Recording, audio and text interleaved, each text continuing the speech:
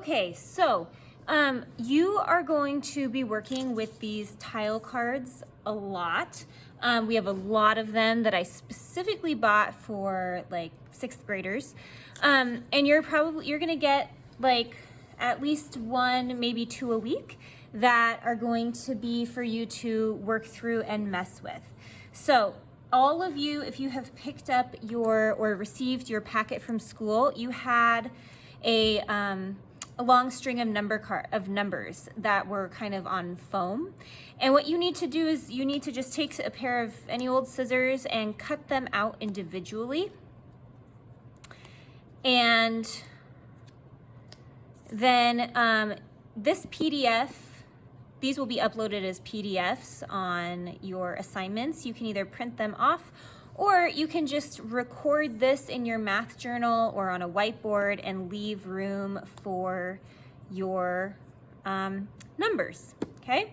So what you're going to do with these tile cards is that there is only one correct solution, meaning there's only one for X and there's only one for Y. Every tile will be used at least one time. There's 1, 2, 3, 4, 5, 6, 7, 8, 9, 10. There's 10 numbers, so every tile will only be used once. So what I would do, especially for this one, I'd probably just start kind of messing around with it because there aren't any numbers in our answers. So I'm just gonna put in 2 for X and 4 for Y. And I'm just gonna kind of start messing until something makes sense. You're definitely going to want your math journal present because, or a whiteboard and marker because, oh my goodness, there's gonna be a lot of problem solving and trying to decipher where each number goes. So right now, some of this I can do mentally. So if I say that 2, I already see a problem. I notice that X squared has to be a double digit. So 2 squared is 4. That won't work. 1 squared would, I'm looking at this, 1 squared would be 1. That can't be X.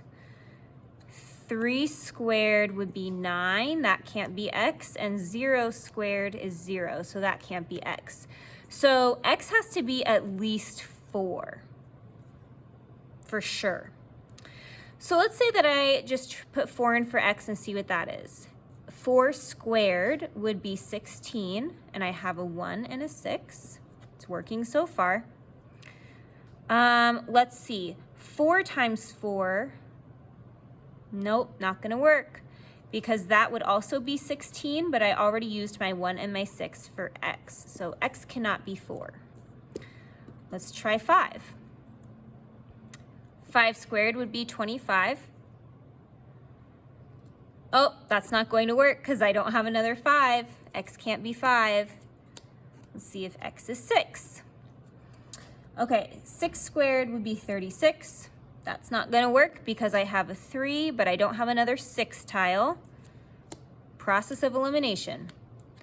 7 might work. 7 squared is 49. So 49, that works. This one, 4 times 7 is 28. Okay, this is looking promising. All right. Okay, next one, Y. Well, I'm just gonna put in a 3 and see if this works.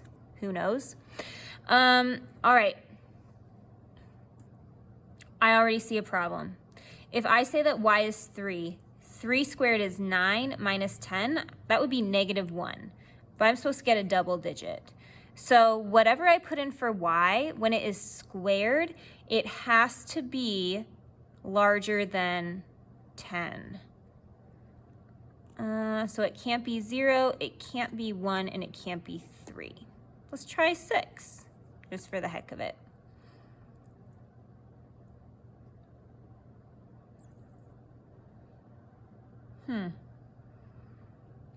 Friends, I'm so bummed out. So 6 squared would be 36, minus 10 would be 26, but I've already used my 2 and I've already used my 6. So here's something else I noticed. If I put a 5 in for Y, then that would be 25 minus 10, that would be 15. I have a 1, but I've already used my 5. So what that is telling me is that x can't be 7, even though it kind of seemed like it was gonna work. It doesn't work. So these number tiles take a lot of messing with. They're fun, there's a lot of logic involved. I'm gonna say x is 8, that means this would be 64.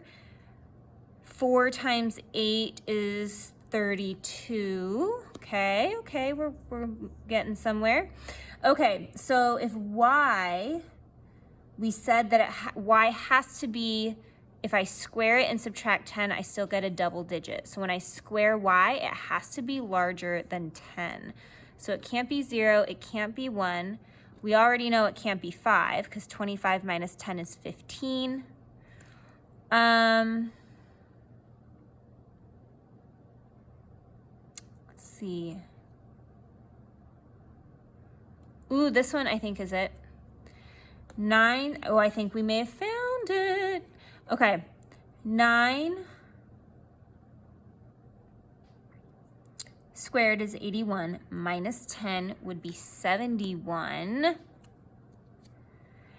9 plus 1 would be 10, times 5 would be 50.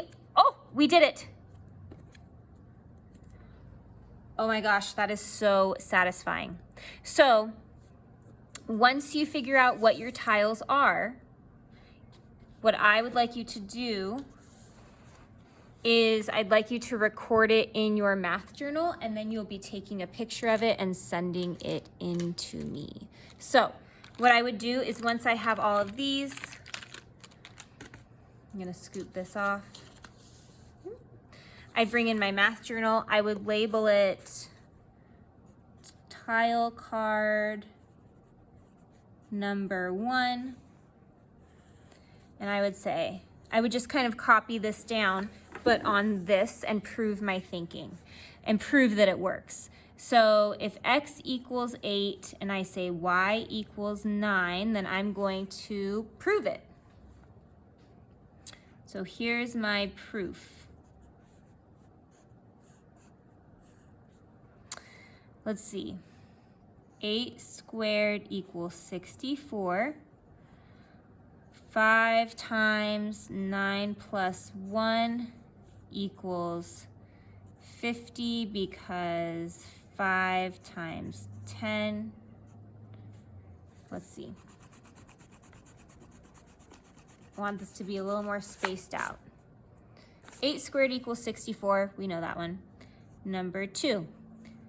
5 times 9 plus 1 equals 50 because 5 times 10 equals 50. 3. 9 squared minus 10 equals 71 because 81 minus 10 equals 71. And number 4. 4 times 8 equals 32. And there we have tile card number 1. So what I'd like you to do is once you actually complete a tile card, just write down your thinking on paper so that I can see what your thought process was. And then you'll just turn in a picture of this to me. Okay? What if you'd like to, if you print out the tile card, you could also just take a picture of your tile card with the tiles on it. That works too. Okay, but show me some way how you got to these answers. All right, have fun.